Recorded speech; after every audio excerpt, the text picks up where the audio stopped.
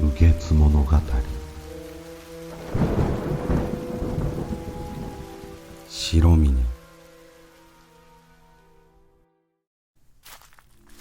大阪山の関森に許されて東国へ向かい、秋を迎えた山のもみじも見捨てがたく、浜千鳥の後踏む鳴海潟、富士の噴煙など心惹かれないところはなかったが、なお西国の名所歌枕も見たいと思い、任安三年の秋、足の散る浪速を経て須磨明石の裏吹く風を身にしみながら、讃岐の御坂という林に足をとどめた。長旅の疲れをいたわるためではなく、仏道修行の案を結ぶためであった。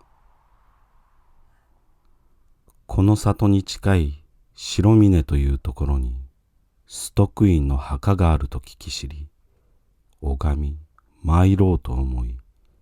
10月の初めごろ白峰に登った。松や柏が深々と茂り合い、星雲のたなびく日ですら小雨が降っているようなところだった。千子ヶ岳という険しい山が背後にそびえ立ち、先人の谷底からは霧が立ち上ってくるので、目前のものさえはっきりと見えない。わずかな木の合間から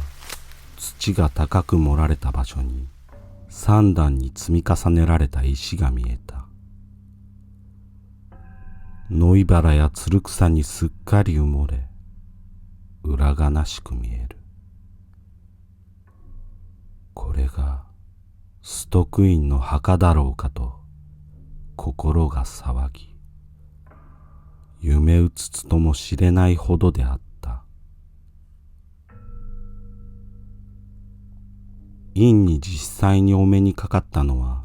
まだ天使であらせられた頃で、上位してからも上皇御所の玉殿にお住まいになっていたというのに、今では鹿が通うばかりの山奥の茨の下にお隠れになっているとは思いもよらなかった。人の世の儚さに涙が出るほどである。今夜は夜通しご供養申し上げようと墓の前に座り、静かに経を読み始めた。そして一種の和歌をお供えした。松山の波の景色は変わらじを、型なく君はなり勝りけり。日が沈むとひどく寒くなり、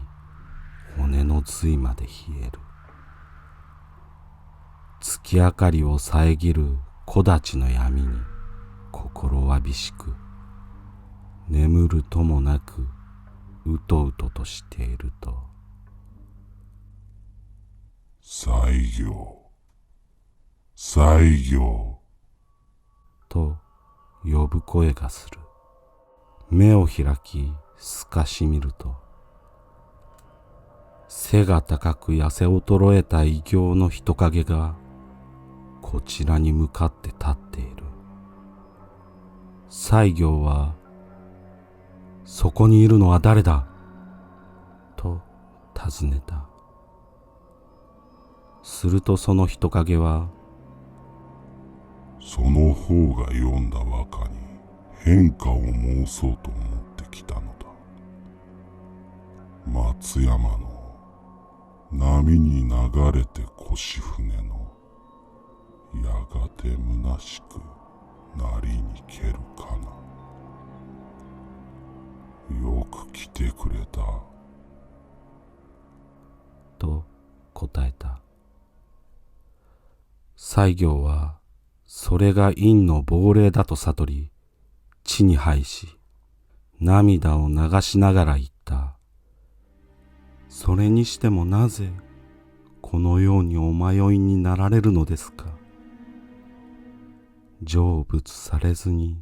ここにいらっしゃるのはもったいないことではございますが、また悲しい限りでもございます。ただひたすら前世のことはお忘れになって成仏なされませ。とお諌め申し上げた。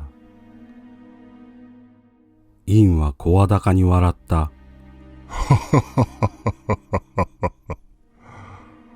その方は知らぬのか。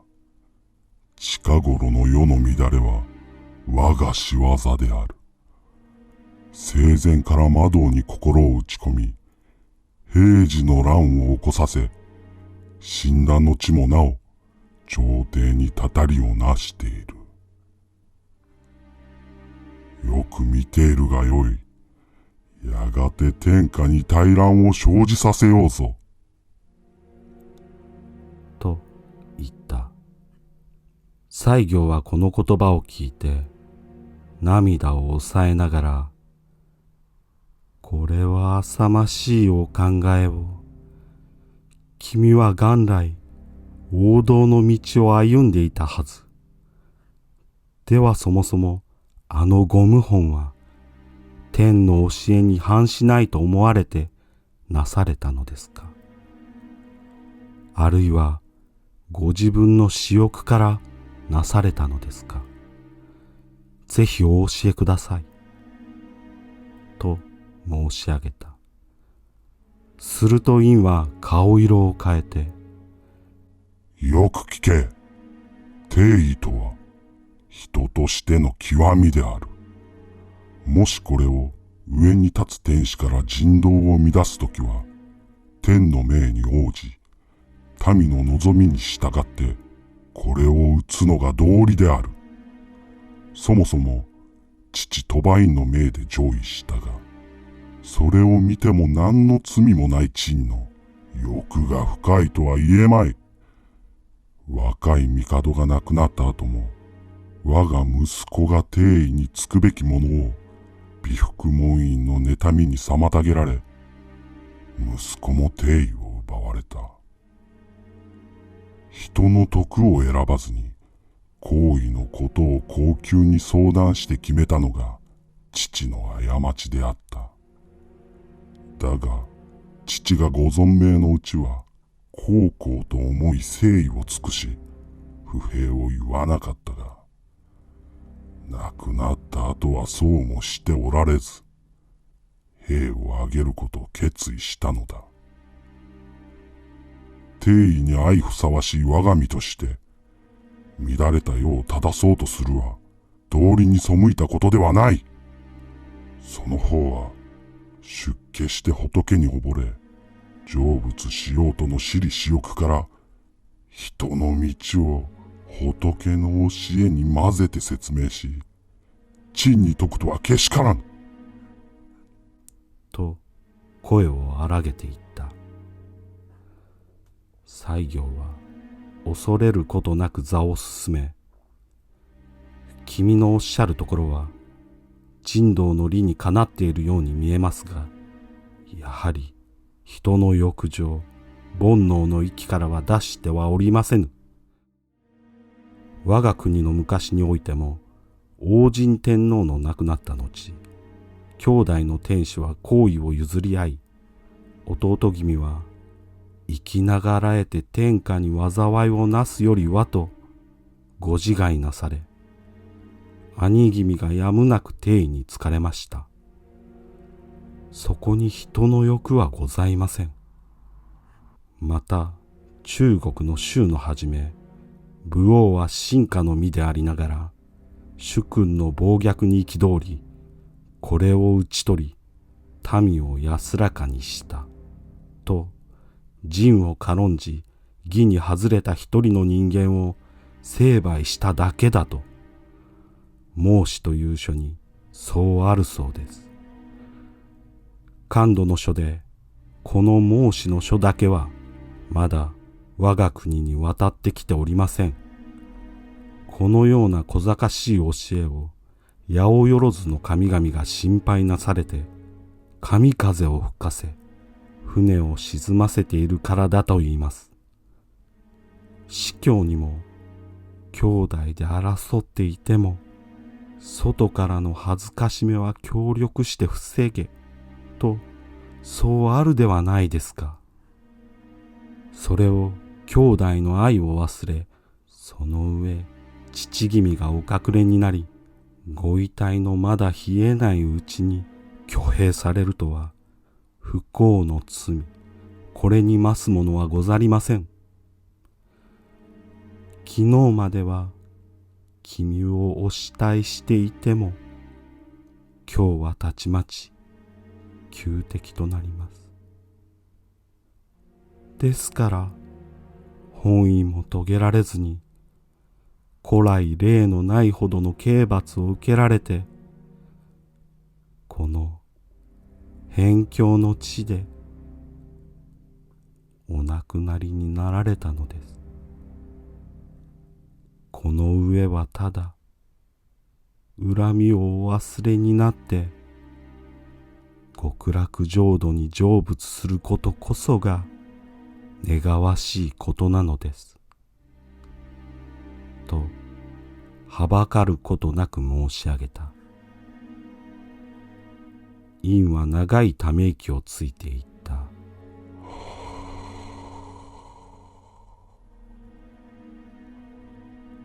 その方が言うことももっとものことである。だがこの島に流され閉じ込められ日に3度食事を勧める者以外は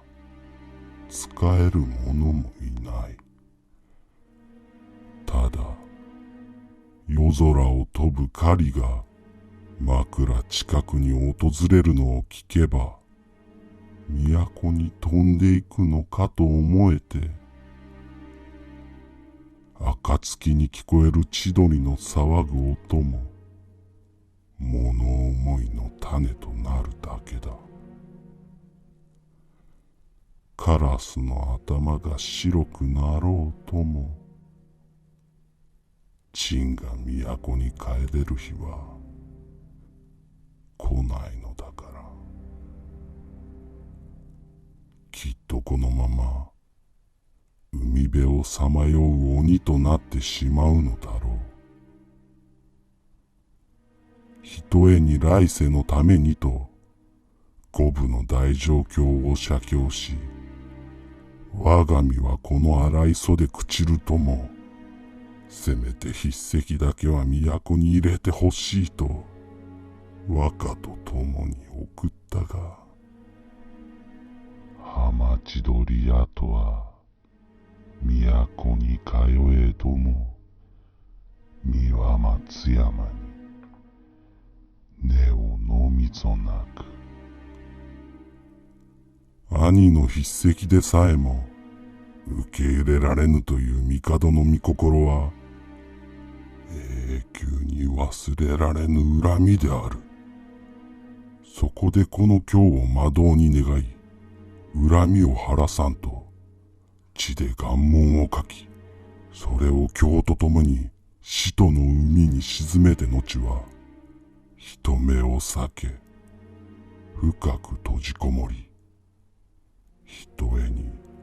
魔王となるべき大願を誓っていた。するとその願いが叶って平治の乱が起こったのだ。憎き敵義朝を討たせ、今日を地に送り返させた小納言の信勢の首を切り、美福門院の命を縮め、忠道をたたり殺して、陳もその秋には死んだ。そこで怒りの火の尽きざるままに、ついに大魔王となり、300余類の眷属の棟梁となった。陳の眷属のするところは、人の幸福を見ては災いとかし、天下太平を見ては乱を起こさせる。ただ、清盛だけは幸運が大きく、重盛が忠義をもって支えているため、まだ復讐の時期には至ってはいない。しかし見ておれ、兵士の運命も長くはないだろう。報いを受けさせてやる。そういう陰の声がますます恐ろしく聞こえた。西行が答えた。我が君がこれほどまでに魔道の悪縁につながれて、極楽浄土から遠く隔ったところにおられるとは、もう何も申すことはいたしますまい。と言い、ただ沈黙して向き合っていた。その時、峰や谷が揺れ動き、風が林をなぎ倒すほど吹き荒れ、砂を空に舞い上げた。みるみるうちに一塊の鬼火が陰の膝下から燃え上がり、山も谷も昼のように明るくなった。陰はその光の中、主を注いだように赤い顔をし、髪が膝にかかるまで乱れ、白目をつり上げて、熱い息を苦しげに吐いている。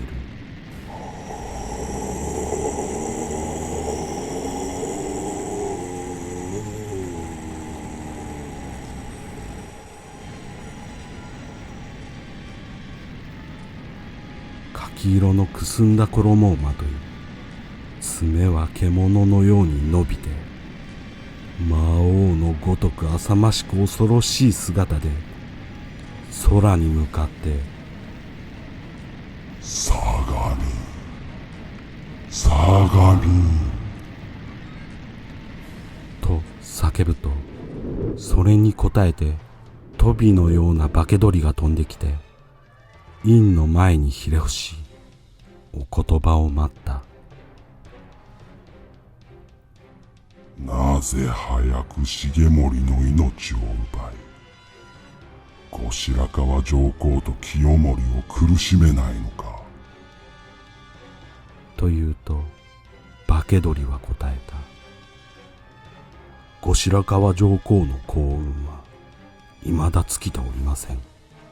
そして清盛の長男重盛の忠義には近づきがたいものがあります。しかしあと12年で重盛の寿命も尽きましょう。奴が死ねば平家一族の幸運も一緒に滅びることでしょう。これを聞くと陰は喜び、憎き兵士の敵ども、ことごとくこの海に沈み尽くしてやろうぞ。と叫んだ声は谷や峰に響き渡り、その凄まじさは言葉にならないほどであった。西行は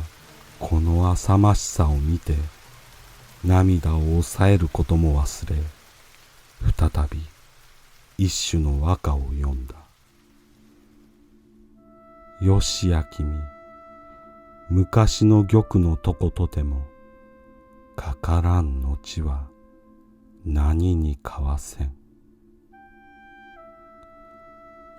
たとえ君が昔玉座についておられたとしても、このようなお姿になられた以上、それが何になりましょう。王も民も仏の前では同じであるのに、恨みを忘れ仏の道に従われるよう申し上げた。院はこの言葉を聞いて心動かされたかに見えて、表情も和らぎ、鬼火も消えて、その姿もかき消えるようにして消えてしまった。化け鳥もどこへ去ったのか、いつの間にか消え去り、月も峰に隠れて、木立の生い茂った闇の中をたださまよっているようであった。西行は山を降り、庵へ帰った。院の話した平治の乱のことをはじめ、人々の身の上のことが事実と符合しているので、恐れ慎んでこのことは誰にも話そうとはしなかった。その後13年を経て、重盛が病気でこの世を去ると、清盛は後白河法皇を幽閉、頼朝が東国から兵を挙げ、兵士一門はことごとく西海に漂い、ついに讃岐の海、志度、屋島に至った。多くのつわものどもは魚の餌食となり、赤間ヶ関、壇の浦に追い詰められ、安徳天皇も入水し、お隠れになると、兵士の武将たちも残らず滅びた。院の話がそれとつゆ違わなかったのは、恐ろしくもまた不思議な語り草である。その後院の墓は玉を散りばめて彩られ造営された。讃岐へ旅する人々は必ず御幣を捧げていつき奉るということである。